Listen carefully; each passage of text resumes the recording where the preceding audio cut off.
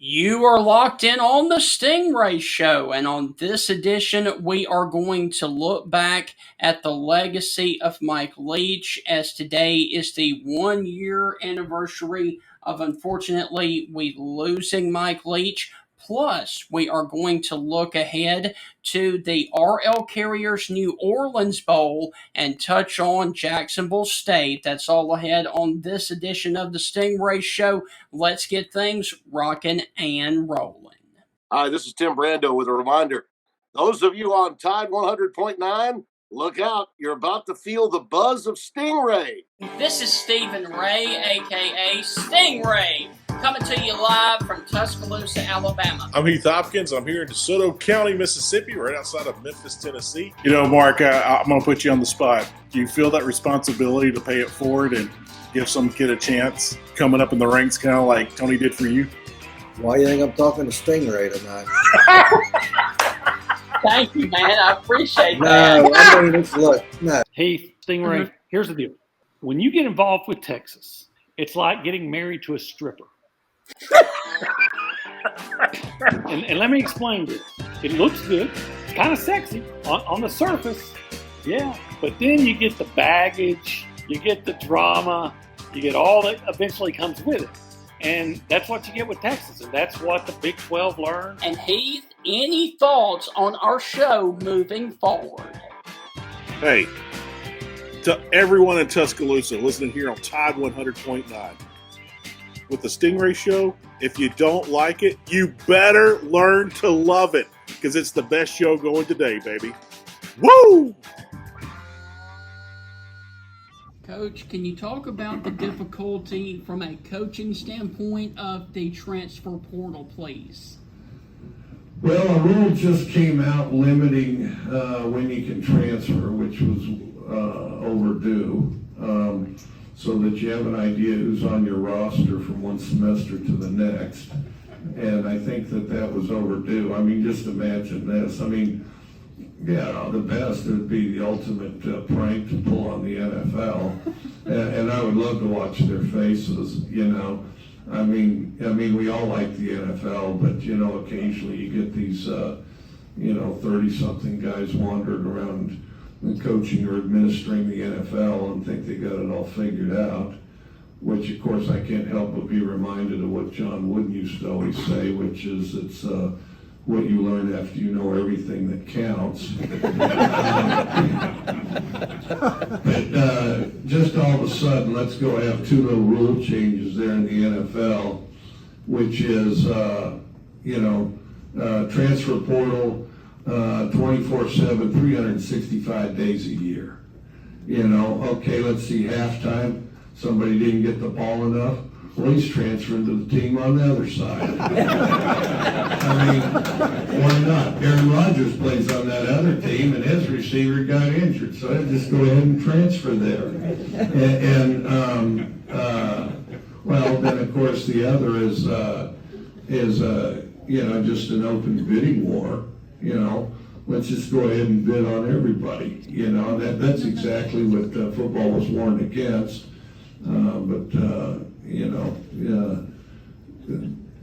Collectively we had listened to that very well.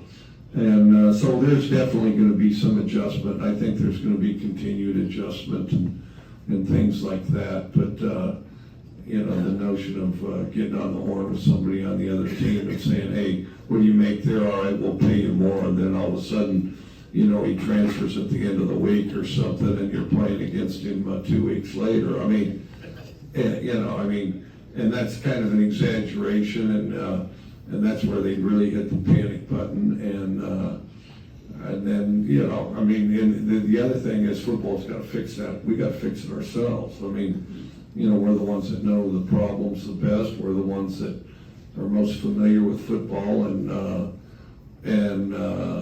I am not a fan whatsoever of this notion that we're going to rely on a bunch of politicians to solve it. No. I mean, it can't. I mean, and I'll throw it out to you. I mean, our Congress and our Senate, what have they accomplished? Name three things they've accomplished in the last 5 years. Well, I can't name any. Now, maybe you could, and I'm yet to have somebody come up to me with one. And maybe you can think of one. I don't know. I can't. And so then all of a sudden they're going to solve college football in the midst of all the stuff that actually is their job that they haven't accomplished. That was from the late Michael Charles Leach. Coach Leach passed away 1 year ago today. And very quickly, we're going to honor and celebrate and have fun on today's show and celebrate the life of Coach Mike Leach and tell stories and enjoy them and laugh. But for those that actually knew him, worked with him, family, coached with him, we want to send out our condolences to you still. We know that you're hurting. We know that it is selfish for us, just as fans, to miss his press conferences and his upset victories and all the zaniness that was Coach Leach of talking about all the fun things that made us laugh.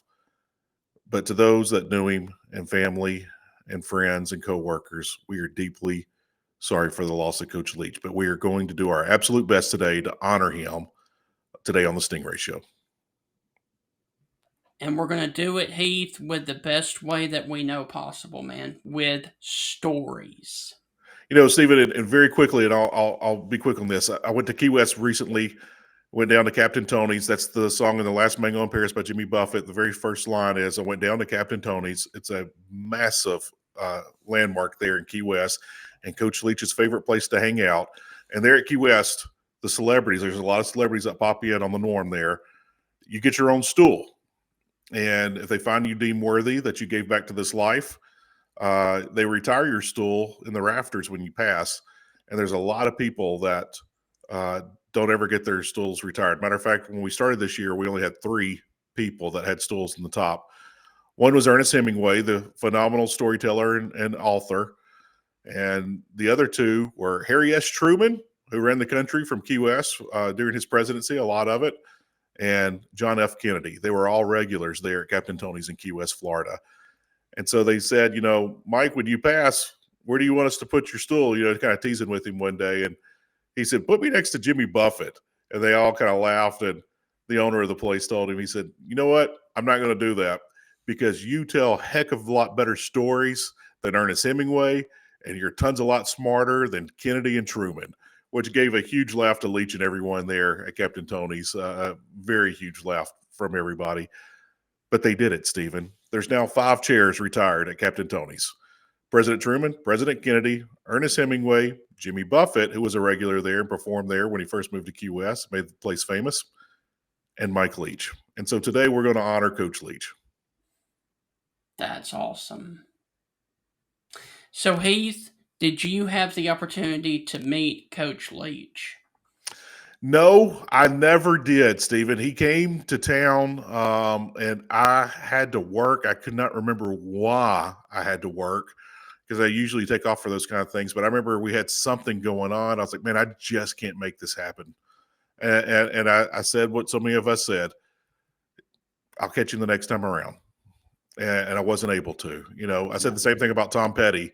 I was like, oh, I really want to go to that concert and couldn't make it work. We had things planned, events planned, and I'll never get a chance to see Tom Petty.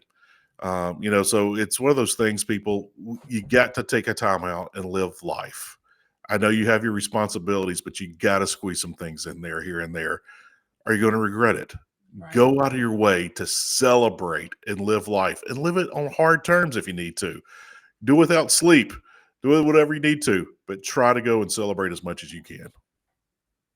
Stephen, talk about the times that you met Coach Leach. Okay, so the first time that I met Coach Leach was at Dog Talk, I think in 2021. And I have the iconic swing your sword cowbell. And so I walked up to Coach and I said, Coach, can I please get you to sign this? Yeah, sure, absolutely. Who do I make it out to? And I said, Stingray. And he stopped and he looked at me and he goes, Stingray? That's your nickname? I said, yes, sir. He goes, man, you must be one dangerous son of a gun because stingrays are dangerous. Then he signed it. Then he took a picture with me. Then That's great. What did he say? Then the second time that I met Coach Leach was at the quarterback club, the clip that I played right there, and of course got another picture with him, and that was an awesome experience as well. I'll make this story very short. My uncle that lives out in Lubbock, Texas, love him to death. No sports, it just doesn't watch it that often. And he clearly knows things. He's a very smart person. And I remember when I was still in school, I might have been out of college. I can't remember. But he came up to me and he said, "Hey, have you ever heard of this Mike Leach guy?" And I said, "Yeah, he was at Kentucky a couple of years ago." And he said, "Well, we just hired him. We hired him from Oklahoma. He's going to be our new head coach." And they say he throws the ball every play. And I was like, "Yeah." I was like, "He does do that. He throws it all over the yard." And he said, "Well, I might watch him." And so he went to a game or two that first year, got season tickets the next year. He's like, "This is entertaining. I love this." Well, became a massive Mike Leach fan. And then when Leach left, just like him and the rest of the people in Lubbock, they were very upset with the school and weren't happy. And so when he went to Washington State, he's like, "Hey, Mike Leach is back. Mike Leach is back." I'm like, "Yeah, he's back. He's at Washington State." Well, he watched all the Washington State games that he could from Lubbock, Texas. Well, the day that Mississippi State hired Mike Leach, my uncle calls me. We get to talk about 4 times a year. Calls me. He is super excited. And he's like, "I want to come to a game." What game? I was like, "Barry," and I love Uncle Barry. Wonderful man. He's everyone's favorite in the family. That's the guy who he is, everyone's favorite. And I said, "Barry, you can pick any game that you want to." And he goes, "I want to come for the A&M game. I want him to see me A&M. He doesn't like A&M, and neither do I." And I was like, "Barry, you like everybody. Everybody likes you. I want to see him beat A&M." And then COVID happened. And then, we weren't able to do that. We weren't able to make that trip. And so, but I will say my father and his brother went out to Arizona to see their aunt or see my aunt, their sister out in Tucson for the Arizona Mississippi State game.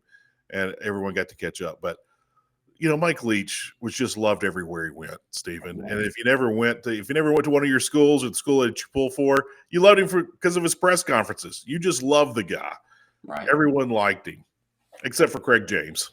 Yes.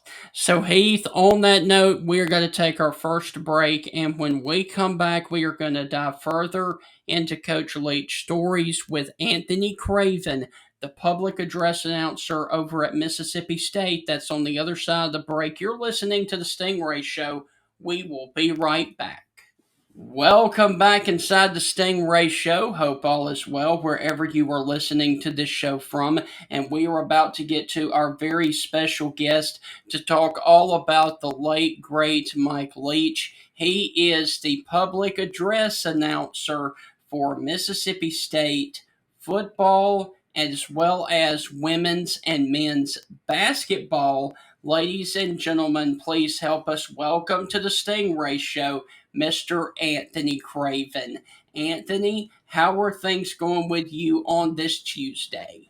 They're going really well, Stephen and Heath. Thank you all for inviting me onto the program. Merry Christmas. Happy holidays, y'all. Yes, sir. Thank you, Anthony. And Anthony, we don't sell you short. A lot of folks may see and hear your voice on SEC Network as well, correct?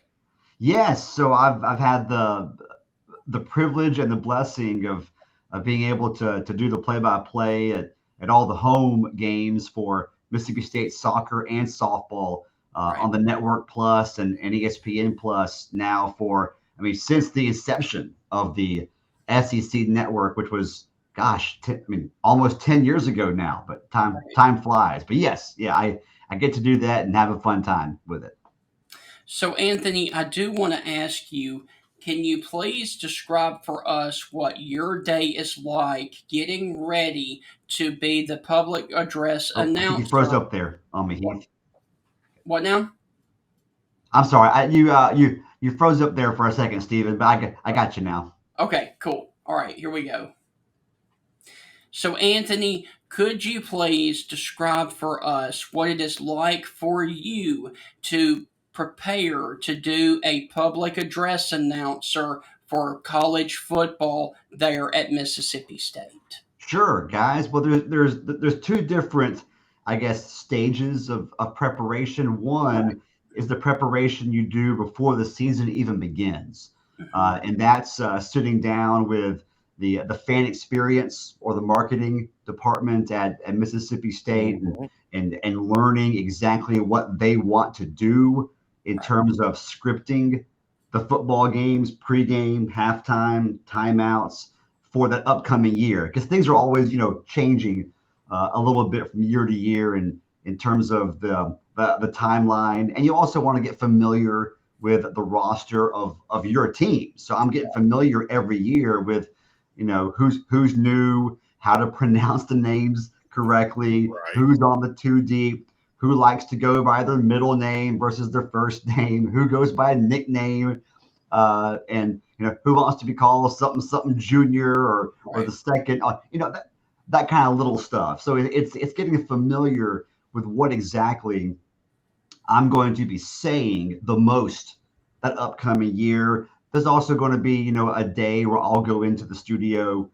whether it be the on-campus radio station at Mississippi State or into the podcasting studio that they have on campus in the athletic department now, where guys like Joel Coleman and Logan do their Hail Durrell State podcast. So I'll go into there for a day or an afternoon, and we'll record a bunch of stuff before the year even begins. Right. Things like the starting lineup, recording little snippets for each player on the roster, and in case they get a chance to start at some point that year. So that's all pre-season. Then once you get into game week, then it's becoming familiar with your opponent.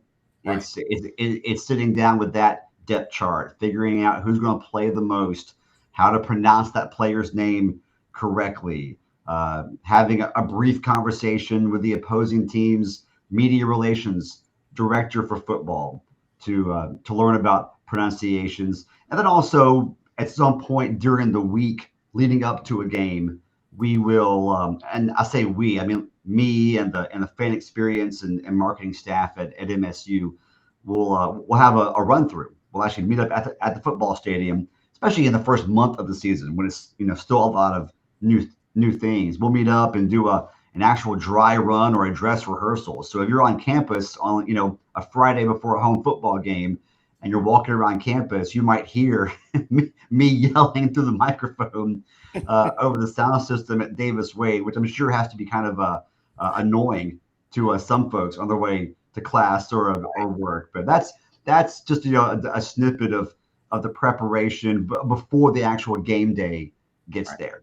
So, Anthony, I do want to also follow up and ask you, since you are getting familiar with the players and all that, are you allowed to go to practice and see the team practice? If I want to, yes, I'm allowed a little bit of accessibility to go out there, and I'll do that from time to time with guys like Neil Price and Matt Wyatt. Mm-hmm. The other guys who are working for the university and the coaches, at least the previous coaching staff, haven't had a chance to get to know Coach Levy or some of the new coaches. But in the past, they understand that we need to do a little bit of homework to figure out what's going on out there, so we can do our job of promoting the team and covering the team as best we can. So yes, I'm not allowed to hang out in the locker room or anything,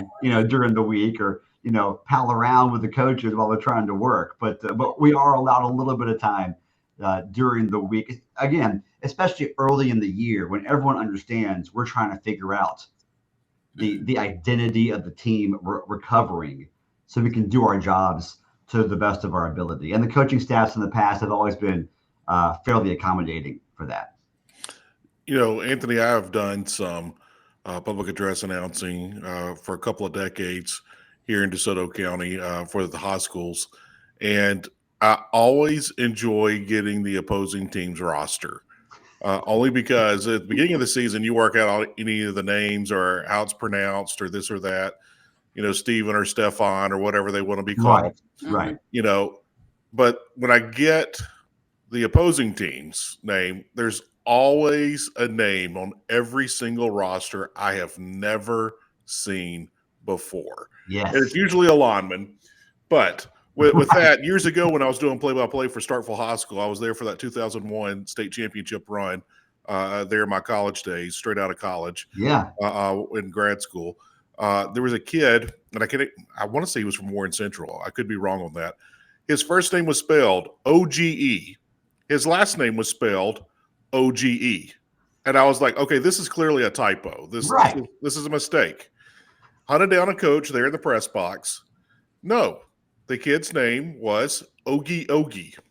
He was a wide receiver. And I was like, okay, fine. I hope he doesn't catch the ball that often tonight, but fine. Thank you.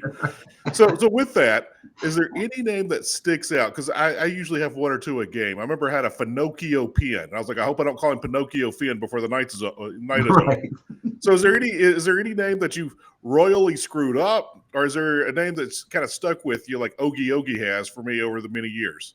Well, there are a couple, and and I don't know if there's one name in particular that I just saw it and said, what in the world is this? Right. And then that player actually played a lot, right? Right. Like you said, sometimes there's a third string long snapper, and you go, well, I'm not going to even try to pronounce that name. Yeah, like the kid's name is Sir Mix-a-Lot? What? Sir Mix-a-Lot Johnson? Right. That's right. Where's Bill Jones on the roster? Right. But a couple of high profile guys. Right. I remember the first time that I sat down to do it, and I forget what year it was, but it was Bama at Mississippi State. And I sat down with the Bama roster, and I had not had a chance yet to watch many of Bama's games. I'm not sure he had actually played a lot yet, because it may have been his freshman year, but I hadn't seen the name Clinton Dix yet. Right. Okay. And that popped up, and I was like, it's not like in parentheses, right. It's I'm going, that can't be his name. Right. So I had to contact, I just sent some text, and I'm like, if he plays, because he was still a backup at that point, so it had to have been his freshman year. And I said, if he plays, is his name literally Clinton -Dix? And they were like, yes. And I said, okay, sure, I'll take your word for it. Right. But then one that was hard to pronounce, and he's very famous. So it wasn't like I wasn't expecting it. It just was still a tongue twister. But having to do PA when Tua was the quarterback, at Bama. Not to pick on Bama names, but they've had some doozies in the past decade. When Tua was the quarterback, I mean, there's a reason why most of the guys calling the games on TV just said Tua. Right. But when you're doing PA, you had to, Bama was very particular. They were like, here's the last name, use the last name. And so Tunga Viola, right? Saying that 10 times fast was difficult. And he threw a lot of passes in that game. But that was the game where he got injured too. Late in the game. That ended up being his last college game, I believe. Yeah. So I didn't have to call his name quite as much as I thought I was going to, but I remember going over the pronunciation, and I thought I knew how to say his last name. But the media people from Tuscaloosa were and as they should be, that's their job. They were very adamant to put emphasis on the Tunga Viola. So had to master that. And then anytime you do a game with BYU. We've hosted BYU a couple of times in my tenure, and the Samoan names are always an adventure. The good news is they're accustomed to having people butcher their names, so they were very patient with me. They and also the media folks for Arizona just this past football season, a lot of high profile Samoan names on that roster. So I've gotten pretty good, I think. Not to toot my own horn, but I've gotten pretty good at the Samoan names. But that first time hosting BYU, man, I was sweating leading to that day, hoping I didn't just butcher someone's name or say something really inappropriate by accident, Right. when trying to pronounce those names. As we head to break, I'll take us out real quick. I'll tell you the very quick story. Jack Crystal was called the Mississippi State-Arkansas game. Jack, if you're an SEC fan, Jack was a voice for almost 60 years in the SEC over the radio.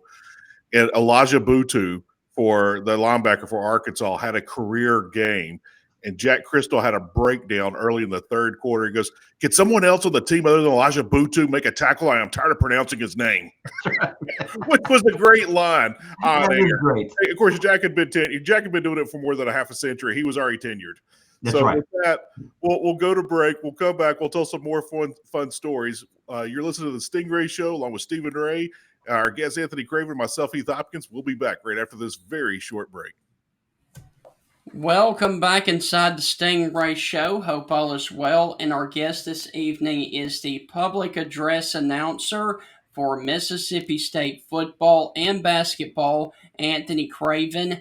And Anthony, I do want to ask you, because today is obviously the 1 year passing of the late, great Mike Leach. Do you have any fun stories that you can share with us about Coach Leach? Well, I have a couple, and everyone does, right? But one of the things that was so sad, selfishly, sad about the timing of his passing.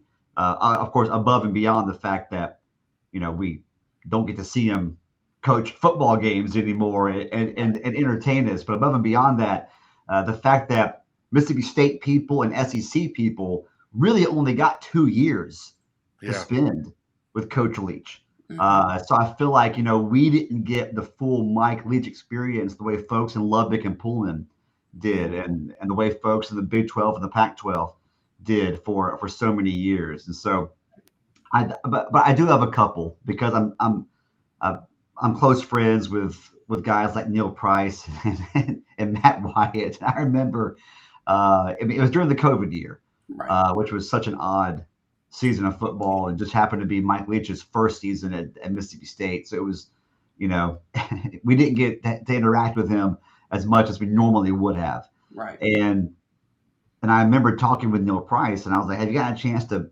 hang out with Coach some?" And he said, "Yeah." So I went out there one of the first practices, and I went over and introduced myself to him, and he goes, "Hey," and we're just doing small talk.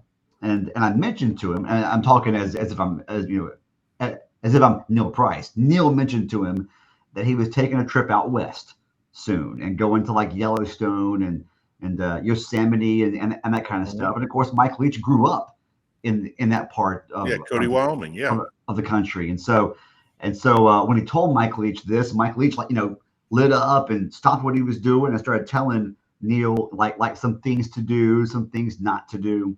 And of course they don't know each other very well yet, right? Right. And so as Neil says, "Well, hey Coach, I'm headed out there," and Coach Leach turns to him and goes, "Really? All right, let me give you a piece of advice. This is the first, not hey, when you go to Yellowstone, make sure you stay." No, the first piece of advice he gives him, and I'm going to censor it a little bit. He turns to Neil and goes, "Oh, let me tell you, when you get out there, stay away from the effing bears." And Neil was like, I hadn't planned on messing with the bears, Coach. And he goes, "Well, good, because don't take this the wrong way, but you're a pretty big guy, and those bears will eat you." I think he was like, "Okay, Coach, thanks for the tip. Not hey, where to eat, when you're in Cody, but stay away from the effing bears, man. They will eat you." Was his main nice emphasis, talking with Neil. And then he quickly transitioned and did tell Neil, "Hey, well, if you do go out by Cody, make sure you go to the Museum of the Old West." And he said, but when you get there, understand it's a small place, and so every day they have a different exhibit up there. So you may not get the best exhibit that day when you're there visiting. It's like the Vatican that way. And he was like, how in the world is the Museum of the Old West in Cody, Wyoming, like the Vatican in any way, shape, or form? And Mike Leach goes, well, I went to the Vatican last year. And let me tell you, I walked in there and they got a museum, but they said this is only like 10% of the stuff because we don't have enough space to put everything out, so it rotates. And Coach Leach said he turned to whoever their tour guide was or whatever and said, well, where's the other stuff? And they're like, well, it's we have it stored. And he goes, well, I want to see that. They said, well, you can't. He goes, well, why not?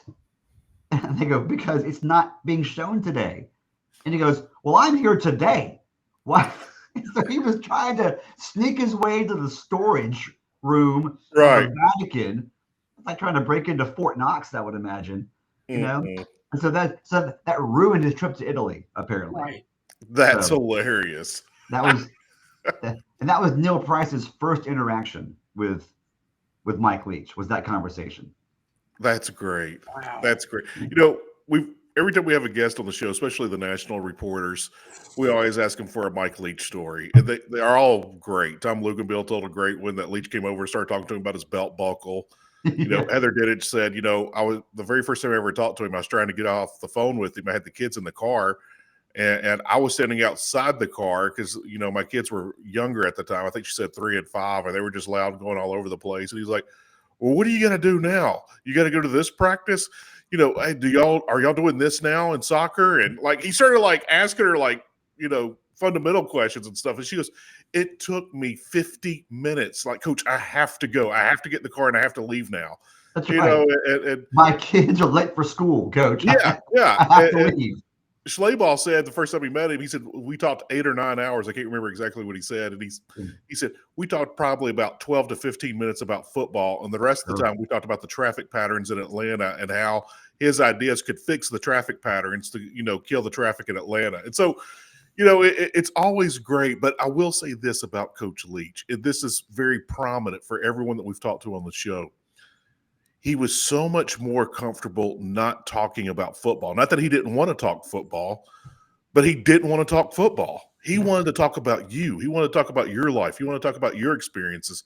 He wanted to get to know you and your family and where you grew up and those kind of things. And I think that's what made him interesting.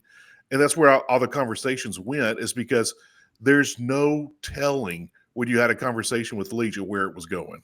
No, you never knew, and like I said at the beginning of this segment, it's just it's sad for all the obvious reasons, but it's also sad, selfishly, that Mississippi State and the SEC didn't get to spend more time with him than really the 2 years, because that first year in 2020 was the COVID year, and we didn't have a chance to do press conferences the normal way or anything like that. So, I think about all the stories that people in, Norman and Lubbock and Pullman have, and we have some of those too in Starkville, but not nearly as many. And so I wonder how many more stories we would have if he had, if he was still with us, and I wish he was. One story that I'll tell very briefly is that when Mike Leach's very first game, LSU is coming off a national championship in football, and Leach goes into Death Valley, where Mississippi State's had extremely very little success in school history, and goes in there and runs LSU off the field. And there's a SEC record being broken that game and everything. And heaven forbid, the next week during the press conference, they didn't want to talk about the all-time passing record in a single game being broken. They didn't want to talk about this. Someone from the New York Times called into the press conference asking Mike Leach about his mask, and he was being a mask hole. I said that. He was being a mask hole of, why aren't you wearing your mask properly? Why aren't you wearing it all the time? Why aren't you doing this? And Leach just outsmarted the guy right then and there and put him on the spot. He's like, well, what kind of mask do you use? Do you use the surgical kind of mask? What kind of mask? He went into detail. Oh, how do you wear yours? Do you think that's the proper way? Turn the whole thing on this guy. And it was so funny that we got to see the lawyer in him in that very first press conference. And he just turned that whole situation and put the guy on the spot and then he went away. And I just sat there and I was like, that was so simple, but yet so genius of Yes. Leach. And he didn't lose his temper. He No. didn't lambaste the guy or insult him or be disrespectful in any way. Yeah, it was. I remember that press conference, and I thought similar thoughts. That, man, what an ingenious way to diffuse Yeah. the entire situation, and then turn it back over to next question. Right. You know? And I was so impressed because no matter what stance Leach took on that, he knew that the other side would just be upset. Right. And he didn't take either side and turned it on that guy and just rolled onto the press conference, which I thought was genius. The guy was a genius. He was. It was such a, people always say this, but I think it is pretty safe to say that at least in our lifetime, guys, we'll never see anybody in the coaching profession like him again. Right. We had Bear Felica on the show last week, and Bear was telling some Mike Leach stories. And I said this to Bear: there's not a next man up. There'll never be another one like Mike Leach. There's no one that can replace him. There's no one that can come close to him. There's no one that can imitate him. We've lost that national treasure, and it's gone forever. And in today's college football landscape, I don't know if a guy if there was a guy out there similar to Mike Leach. I don't know if he'd be given a chance to be a head coach on as large of a stage now as Mike Leach was, 25 years ago. I could be wrong, but I just don't know if guys like that, even if they do come along, will be given the same opportunity as Mike Leach in the current climate.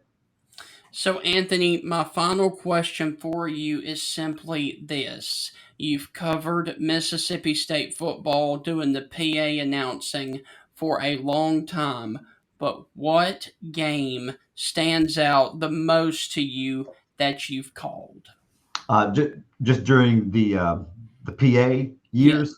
Yes. Okay, so we're talking 2014 till now, so 10 seasons. I mean, the easy pick is the State Auburn game, 2014, right? Because that was my first year doing it. Mm-hmm. State gets off to the incredible start, best start in school history. And for the ones listening that don't know, Mississippi State's ranked third, Auburn's ranked second. The winner is going to move number one in the country. That's right, because Florida State was either off that week or they played the 11 a.m. game, something like that. So or they played a weird Thursday or Friday game. Even. So everyone knew, and the Seminoles didn't look good.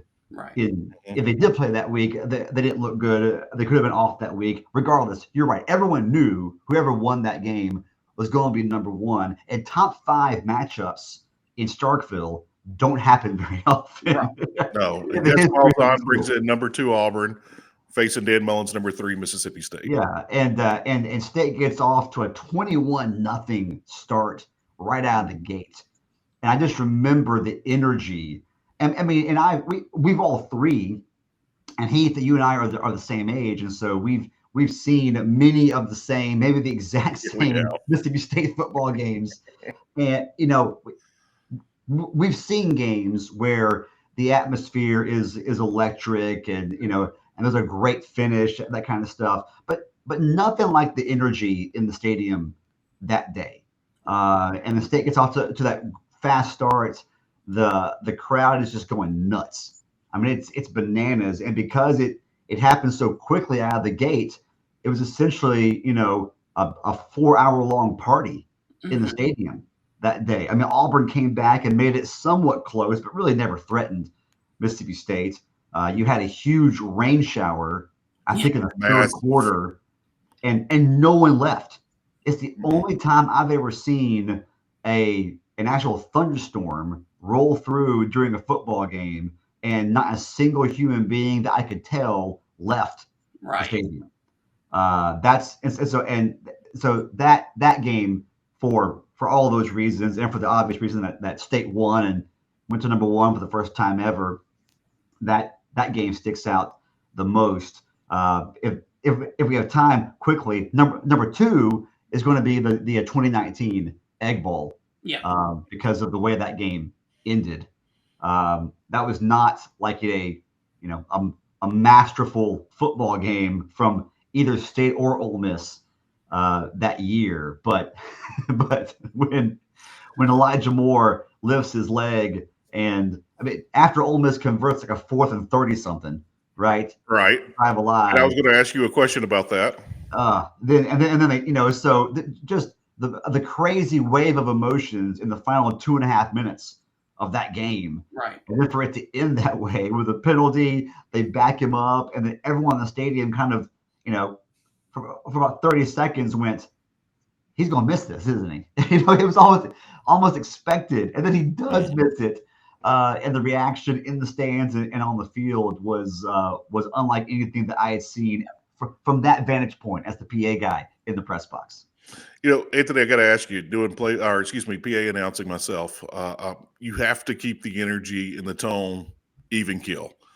And when with that 4th and 31 or whatever it was for Ole Miss, that they converted the 4th and 20. How far was it? I don't even remember. I mean, it was 4th and 20 something, and they were at their own, I think, 10-yard line. Yeah. Right. And so when they converted that for a first down, that was the very first thought of, oh my gosh, we're going to have drama now. We're going to have drama. This is going to become the most epic Egg Bowl collapse ever. Right. Yeah.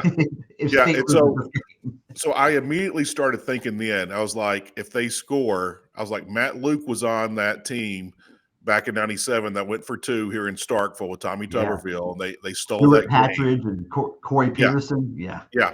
I sat there, I was like, this is going to be 97 all over. In the end, I was like, the whole time I was sitting there thinking, I even said to my mother who was with me and to my son, and I said, if they score, I pray that he does something stupid. And my prayers were answered. He scores and he simulates urination like a dog as a celebration in the end zone. In front of the official, yes. Directly in front. And I knew that their kicker had been having the yips. He was bad. I think everybody in the state of Mississippi knew that. Yeah. And so, when they first said the penalty would be on the kickoff, I'm like, why in the world would you do that? And then to see, Coach run out there and like, no, on the extra point. And then, of course, they backed him up on the extra point, and we all know what happened, and Ole Miss loses the game by 1. That was a crazy Egg Bowl. That is a great story to share. But I got to ask, when they converted that 4th and whatever, what were you thinking? I mean, what was the booth like? I mean, I know you got spotters and things. Was it like, oh, my dear Lord, 4-letter words, whatever it might be. But you got to turn that mic on. You got to hit the on button, and you got to make your statement even kill with no energy, and then go back to crying and yelling and screaming. What did you say in the booth that day? And that's always the difficult part, because in the booth at that moment, you're not supposed to do this, right? But everyone has sort of mentally and physically begun to move into, end of game, post game mode, right? Right. Get ready for the trophy, being carried around the stadium. We're all doing, because the game's over, right? Matt Corral had just been sacked on 3rd and long, and now it's 4th and forever. Game was over. And then all of a sudden, State lets a guy get behind the safety, and it's a huge conversion for Ole Miss, and just the immediate flip of, you have to hop on the mic and go, Corral's pass complete, for 50 yards. Right. And you're trying to say it without laughing, right? Because it was so ridiculous. Or screaming or cussing. Correct. Yes.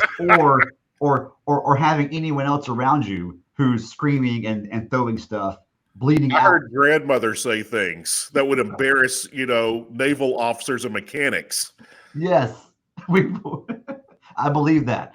So that finish was just wild. So those are I have so many good memories of working games in that stadium, but those two stick out to me the most, at least as of right now.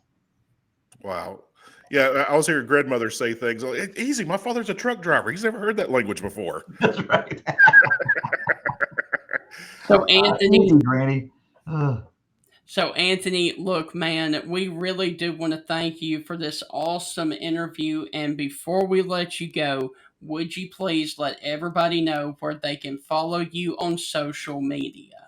Sure, yeah. Just look for at Craven MSU, and you can follow me along there. I appreciate it. And guys, listen, man, this has been fun. Thank you. I know. I know some of the big names that y'all have had on this show, and I am definitely not one of those. So thank you for allowing me to come on and just have some fun and talk about my experiences in the booth and talk about MSU football. This has been a lot of fun. And Anthony, before we let you go, to get us ready for the off season in Starkville, would you please give us one of your iconic first down Bulldogs as you leave, please? No problem. Y'all ready? Yes, We're sir. in it. First down, Bulldogs. Hell Hey, State! all right. Thank you, Good job, Anthony, guys. and we will catch up later on. And Merry Christmas, my friend. Merry Christmas to y'all. Thanks, Stephen Take Heath. care, I Anthony. appreciate it. Thank you. Dude, that was awesome. That was fun, Steven. This is the one thing I love about our show. We're an SEC show, and we get to dive in to guys like that. Those guys don't get their moment, and they deserve their moment because they bring so much to the fan experience for the home fans and the away fans. And that's what I love about our show. When we get to talk to the public address announcers, we get to talk about the play-by-play announcers, the guys that do the SEC network games. That's what I like about our show. They may not be household names. They may not be known, but in the community that they're in, they're very well respected and admired, and they do excellent work. Yes. You don't do anything for an SEC school publicly and not be excellent at it. And they're excellent at their craft, and I'm very grateful that Anthony Craven joined us today, and I look forward to having other PA announcers join us as well. So, Heath, on that note, we got to take another break. And when we come back, we are going to dive into the matchup of the RL Carriers New Orleans Bowl as an Alabama team. Jacksonville State will take on Louisiana, the Ragin' Cajuns. We will break that game down from the Jacksonville State side of things. That's on the other side of the break. You're listening to the Stingray Show. We will be right back.